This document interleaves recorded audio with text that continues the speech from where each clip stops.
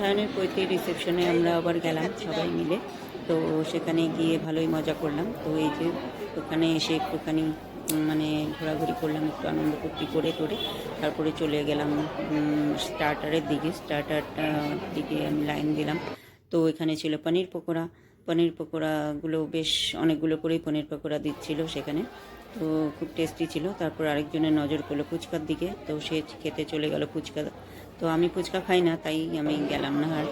তো ওইখানে পনির পকোড়াটা আমি খেয়ে নিলাম। খেয়ে নিয়ে তারপরে কিছু ফটোশ্যুটও করলাম। এই যে এই হলো সায়নের সঙ্গে ফটোশ্যুট করে তারপরে আমরা চলে গেলাম মানে মেন কোর্সের দিকে। তো মেন কোর্সের এই যে মেনু রইলো তোমাদের সামনে। তো মাংস ভাতে সবই ছিল। তো প্রথমেই চলে আসলো নান আর মটর।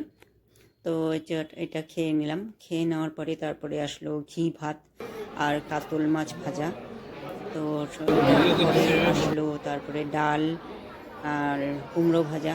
কুমড়ো ভাজার পরে আসলো চিংড়ি মাছের মালাইকারি। আর সে দেখো এমনি এমনি চিংড়ি মাছের মালাইকারিটা খাচ্ছে। তো এই যে ভাত দেওয়ার আগেই ওর খাওয়া শেষ হয়ে গেল। তো তারপরে আসলো ফ্রাইড রাইস আর আর চিলি, আর সেটা খেলাম। আর চিলিটাও বেশ টেস্টি হয়েছিল খেতে।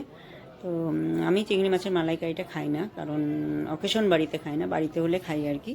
তো ওটা খেয়ে নিয়ে তারপরে আসলো চাটনি কালাকাঁদ রসগোল্লা। তারপরে খেলাম আইসক্রিম খেয়ে তারপরে বাড়ির দিকে রওনা দিলাম। তো আমার ব্লগটা কেমন লাগলো তোমাদের? যদি ভালো লেগে থাকে তাহলে আমার চ্যানেলটা একটু সাবস্ক্রাইব করে দিও তোমরা। আর এরকম আরও ভিডিও পাওয়ার জন্য আমার